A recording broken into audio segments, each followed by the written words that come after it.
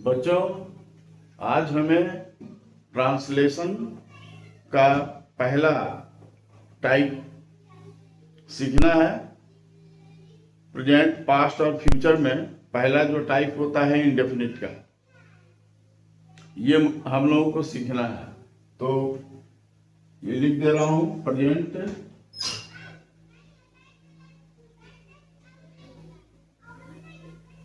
Past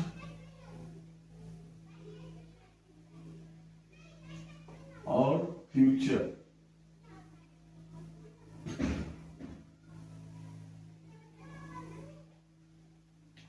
indefinite.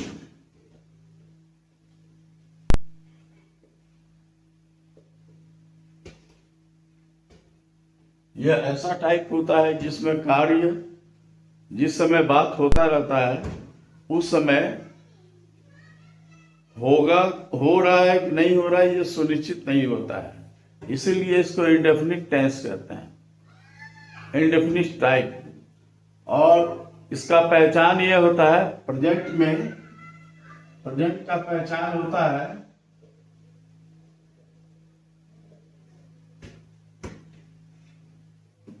ता है, ती है, ते हैं और ते हो। ध्यान दें कि किसी भी हिंदी के सेंटेंस को समझने के लिए उसको लास्ट से देखा जाता है। जैसे एक वाक्य लेते हैं, वह जाता है, वह जाता है। अब इसको इधर से देखेंगे, देखिए इधर है, यानी ह वाला अक्षर है तो ये प्रेजेंट टेंस का सूचक होता है, और ताती थे ये इंडेफिनिट का सूचक होता है। ये प्रेजेंट हो गया और ये इंडेफिनिट हो गया, तो प्रेजेंट इंडेफिनिट। और इसी तरह पास्ट टेंस में होता है था, था, थी,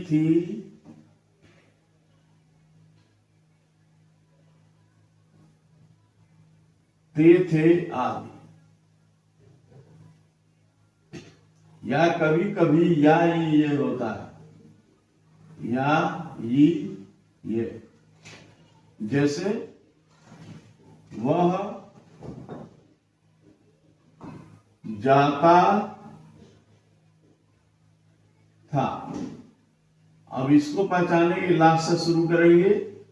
था, थी, थे ये पास्ट टेंस का सूचक होता है, और ये ता, ती, थे इंडेफिनिट होता है। ये हो गया पास्ट इंडेफिनिट।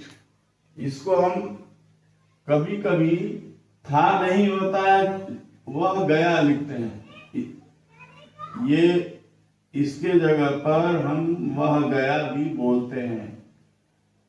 तो हर जगह ता था नहीं होगा, कहीं कहीं या ये होता है। ये भी पास्ट इंडेफिनिट ही है।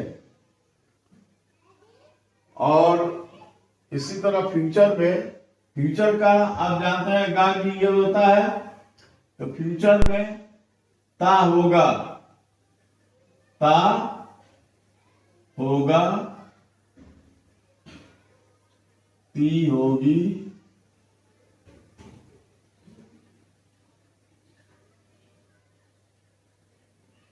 ते होंगे, या ता होगा।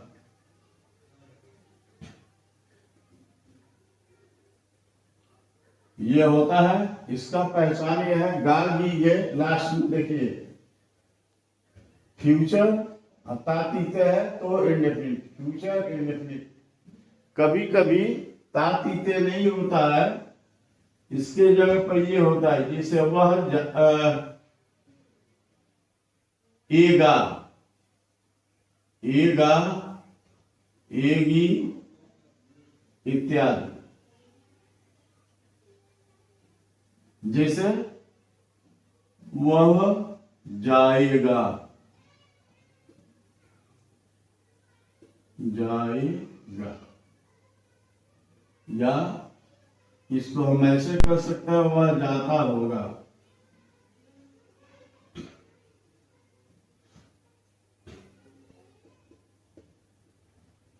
इसको हम ऐसे भी कर सकते हैं।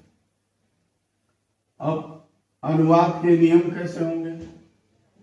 तो सबसे पहले ये जान लेंगे कि इनका सहायक क्रिया क्या होता है। हेल्पिंग वर्ब, सहायक क्रिया यानी हेल्पिंग वर्ब।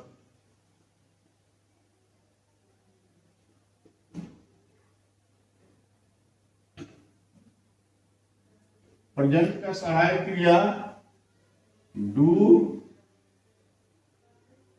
या डज होता है। पास्ट का सहायक क्रिया एक ही होता है, डिड।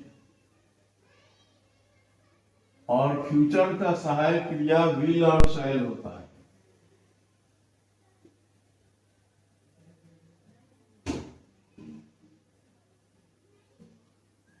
अब यहां तो दो है, दो में से किसी एक ही को लगना है।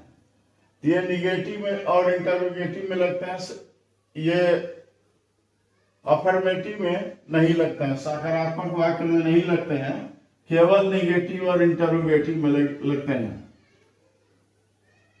तो अफर्मेटिव में नहीं लगना है, लेकिन जानकारी के लिए पहले से बता दे रहे हैं डू और डस कहां लगेंगे।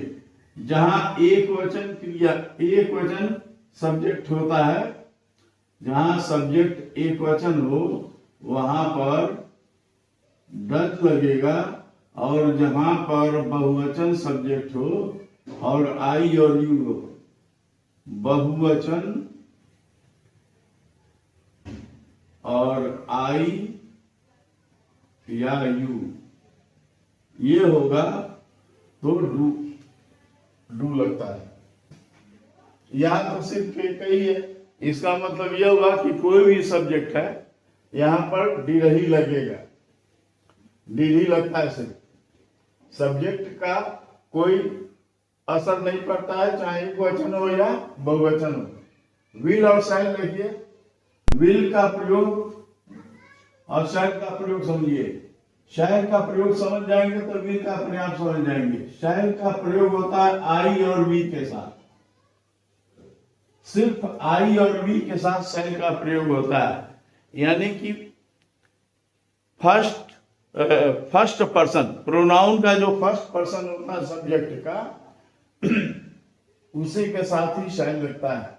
बाकी कुछ भी हो उसके साथ विल लगेगा नहीं, बाकी अन्य के साथ विल।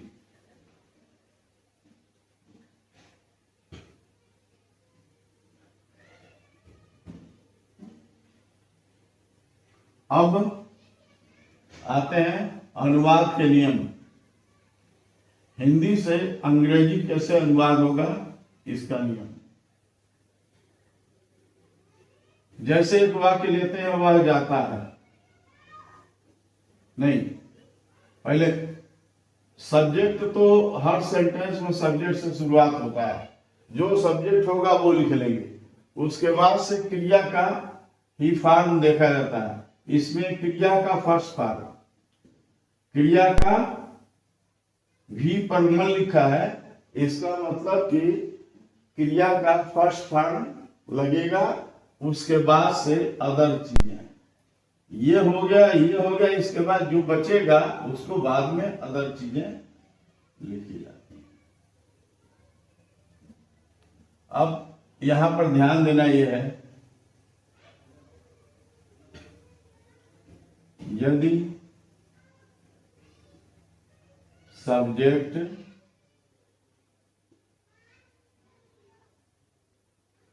एक वचन हो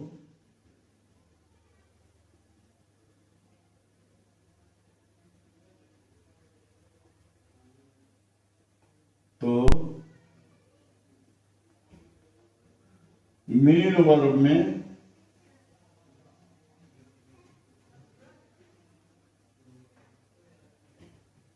यस या यस जोड़ देते हैं।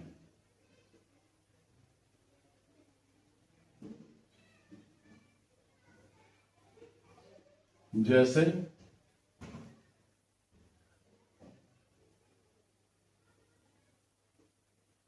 वह जाता है,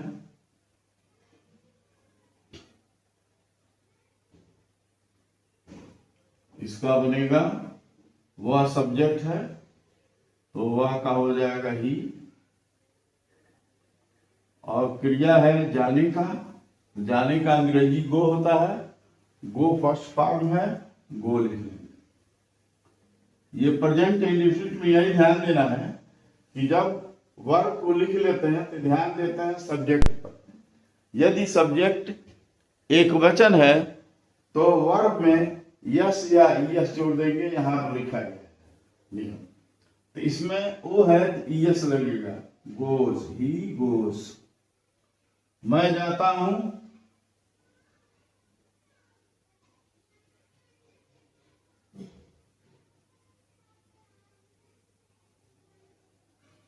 आई, और आई को बहुवचन माना जाता है, यहाँ सिर्फ गो ही रहेगा, इसमें यस या यस नहीं जोड़ेंगे क्योंकि आई को बहुवचन माना जाता है।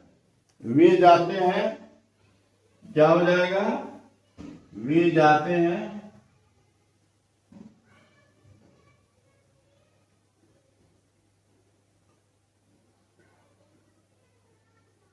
दे, अब ये बहुवचन है तो सिर्फ गो लिखेंगे, इसमें यस या यस मिलाएंगे, दे गो। आशा है कि यह प्रेजेंट इंडेफिनिट के ट्रांसलेशन का नियम आप लोग समझ गए होंगे। इसके बाद पास्ट इंडेफिनिट का नियम क्या होता है।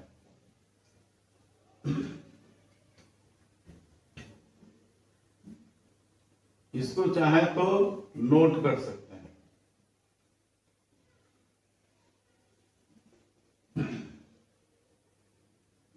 पास्ट इंडेफिनिट में वही चीज है, सब्जेक्ट, इसके बाद से वर्ब। यह वर्ब का फर्स्ट फॉर्म था प्रेजेंट में, पास्ट होगा तो सेकेंड फॉर्म हो जाएगा,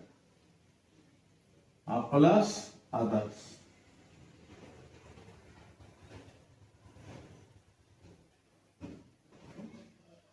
अब इसमें जैसे एक वाक्य लेते हैं, वह जाता था,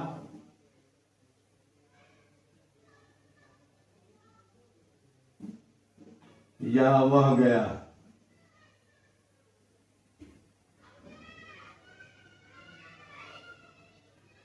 तो हो जाएगा इसका वह का अंग्रेजी ही, जाना है,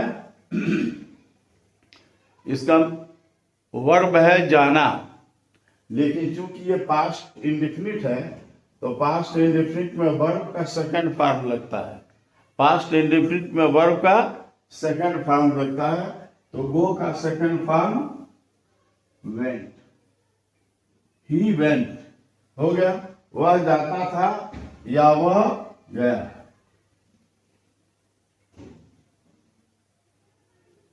यहाँ पे सब्जेक्ट अगर चेंज हो जाएगा तो भी इसके सेहत पर कोई असर नहीं पड़ेगा, केवल सेकंड फॉर्म भी लिखना और कोई परिवर्तन नहीं करना। वे जाते थे या वे गए, एक ही बात है। इसका होगा दे, और उसके बाद से सेकंड फॉर्म गो का वेंट, दे वेंट। ये इस चीज को समझ गए होंगे। अब इसके बाद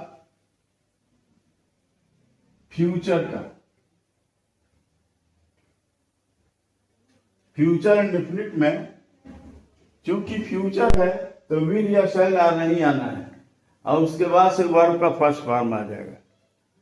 तो पहले सब्जेक्ट, इसका नियम यह है, पहले सब्जेक्ट, उसके बाद से विल या शैल में से कोई एक सब्जेक्ट के अनुसार, और जब विल और शैल आता है तो ये अपने असली रूप में फर्स्ट फॉर्म में निकलता है। वर्ब जो है न सेकंड होगा न थर्ड होगा, फर्स्ट ही फर्स्ट होगा, फर्स्ट फॉर्म होगा। उसके बाद से बाकी अन्य चीजें जो है जो होंगे तो लिख दिए जाएंगे। जैसे वह जाएगा या वह जाता होगा, वह जाएगा या वह जाता होगा, एक ही बात है।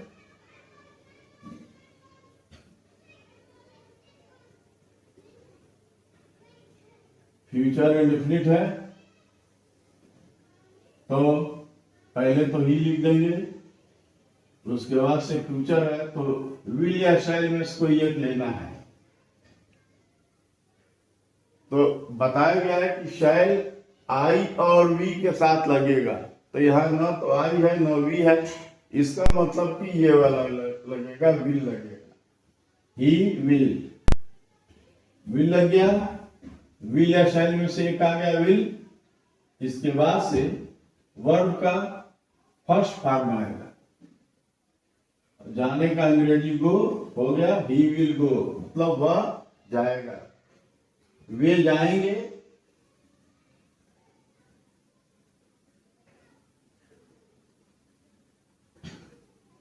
तो हो जाएगा दे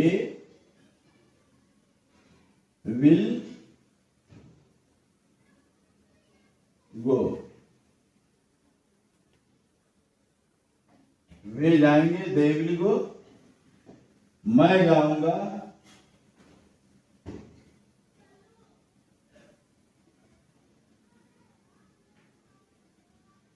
अब इसका बनेगा मैं का अंग्रेजी आई। अब यहाँ आई हो गया तो आई के अनुसार यहाँ लगेगा शैल। आई के साथ और बी के साथ शैल लगता है। आई है तो आई शैल, वही चीज वर्ब का फर्स्ट फॉर्म यानी गो, मैं जाऊंगा, आई शैल गो। आशा करता हूं कि आप लोग इस चीज को भली बात समझ गए होंगे और दिमाग में बैठा लिए होंगे। इसको घर पे आपके पास सबके पास एक ग्रामर का किताब होना चाहिए, ट्रांसलेशन का, जिसमें सारी चीजें होती हैं। उस चैप्टर में से प्रेजेंट इंडेफिनिट, पास्ट इंडेफिनिट और फ्यूचर इंडेफिनिट का अपने घर पे ट्रांसलेशन करिए। अगर कहीं कोई दिक्कत आती है तो मुझसे कांटेक्ट कर सकते हैं, वीडियो में कमेंट कर सकते हैं। तो इस तरह से है ये। अब ये तो हो गया, ये पॉजिटिव सेंटेंस है, पॉजिटिव अफर्मेटिव। अफर्मेटिव है, निगेटिव बनाना होगा तो क्या करेंगे? इसका निगेटिव बनाना होगा, जैसे वह जाता है का हम बनाए हैं ही गोज। पॉजिटिव में हो गया ही गोज, वह नहीं जाता है,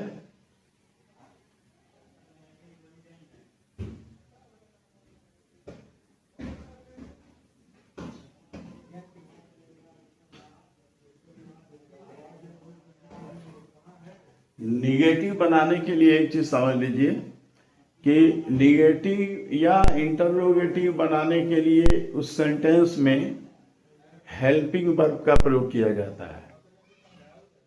अगर उसमें हेल्पिंग वर्ब है तब तो, जैसे फ्यूचर कंटीन्यूअस, फ्यूचर इंडेफिनिट और बाकी सारे सेंटेंसेज में हेल्पिंग वर्ब होते हैं, लेकिन प्रेजेंट के इंडेफिनिट और पास्ट के इंडेफिनिट में आपको पॉजिटिव में तो हेल्पिंग वर्ब नहीं मिलेंगे, लेकिन जब इसका ये निगेटिव या इंटरोगेटिव बनाना होता है तो हेल्पिंग वर्ब की जरूरत पड़ती है। तो प्रेजेंट इंडेफिनिट का हेल्पिंग वर्ब होता है डू और डस। डू का प्रयोग बहुवचन और आई और यू के साथ किया जाता है। डज का प्रयोग एक वचन के साथ। तो पहले इसका नियम होता है सब्जेक्ट, फिर plus helping verb plus not, उसके बाद से मेन वर्ब। तो इसको बनाएंगे वह, ही, हेल्पिंग वर्ब डज, एक वचन है तो डज। एक दूसरा उपाय यह भी है कि हम डू लगाएंगे डज लगाएंगे। देखिए अगर मेन वर्ब में अगर पॉजिटिव में यस होता है तो निगेटिव में इसका यस जो है डू के साथ डज वाला लगेगा। इससे भी समझ आता है कि यहाँ पर अगर बोझ है तो यहाँ इसके हेल्पिंग वर्ब में डज होगा, तो डज हो गया। हेल्पिंग वर्ब के तत्काल बाद हम नॉट लगाते हैं।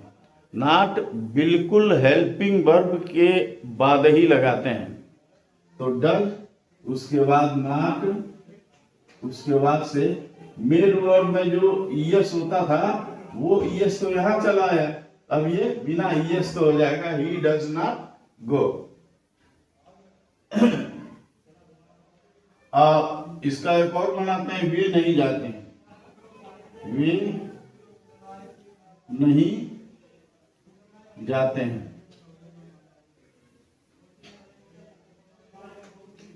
एक आसान तरीका और है, अगर निगेटिव बनाने में कोई दिक्कत होती है तो पहले निगेटिव छोड़ के बनाइए, वे जाते हैं। क्या होगा?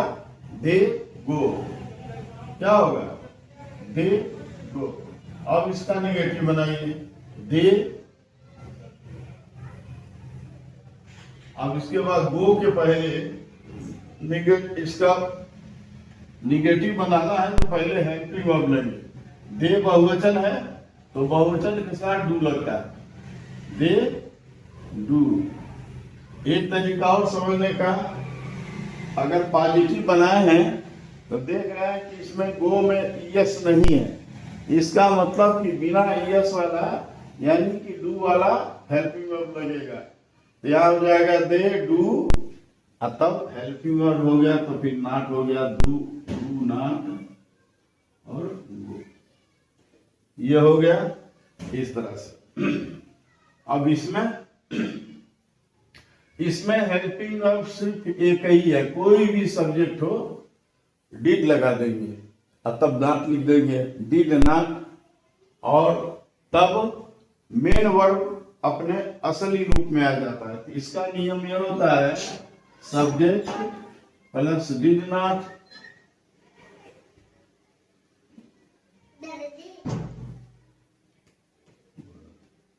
Did not.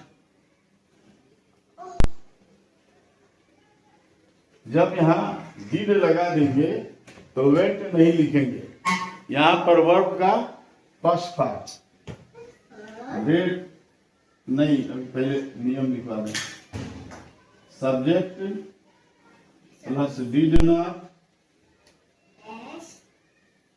प्लस वर्ब का फर्स्ट पार्ट। यहाँ हो जाएगा इसके अनुसार दे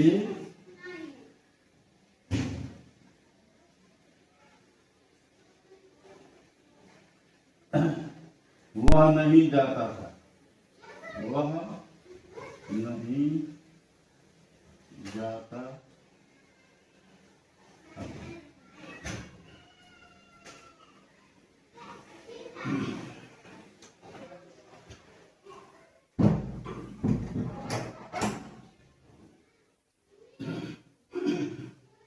वह नहीं जाता था, इसका बनेगा पहले तो सब्जेक्ट ही, इसके बाद से सहायक क्रिया और नॉट, डिड नॉट, वेंट नहीं होगा, ये अपने असली रूप में आ जाएगा क्योंकि उसके लिए डिड आ गया। जब ये पास्ट टेंस शो कर रहा है डिड, तो यहाँ पर डबल पास्ट टेंस नहीं शो करना है, यहाँ इसको असली रूप में ला देंगे। यहाँ पर बहुत सारे लोग यही गलती करते हैं, यहाँ डिड भी लिख देते हैं और वेंट भी लिख देंगे। तो इस गलती से बचिएगा। जब ये पास्ट टेंस का सूचक एक जगह आ गया तो यहाँ पर फिर पास्ट टेंस फिर नहीं रहेगा, एक ही जगह रहेगा। He did not go, he did not went गलत होगा। और ये हो गया पास्ट इंडेफिनिट का निगेटिव। इसके बाद से फ्यूचर इंडेफिनिट का निगेटिव, वह नहीं जाएगा। पहले नियम क्या है, इसमें सहायक क्रिया तो होता ही है इसके पॉजिटिव में, तो जो पॉजिटिव बनेगा, पॉजिटिव जो बनता है उसी को बना करके और विल और शैल के बाद नॉट लगा देंगे। जैसे वह नहीं जाए,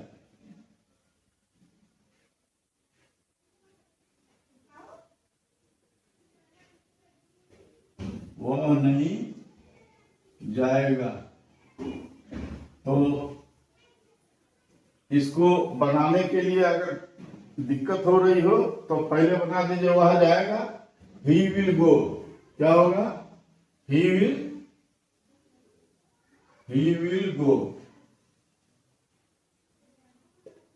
अब इसमें सीधे विल और गो के बीच में नॉट लगा देंगे, हो जाएगा ही विल नॉट गो।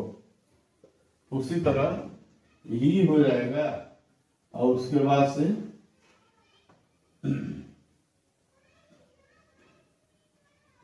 पहले नियम लिखते हैं।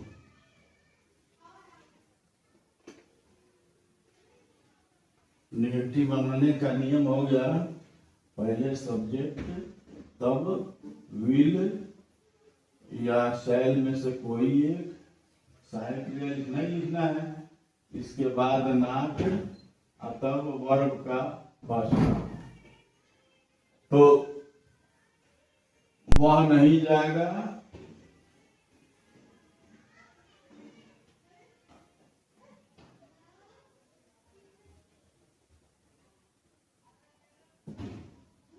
यह हो जाएगा ही, इसके बाद से विल नॉट,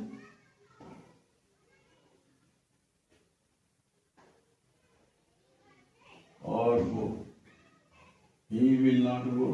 इसी तरह से वह वे नहीं जाएंगे, वे नहीं जाएंगे तो दे विल नॉट गो।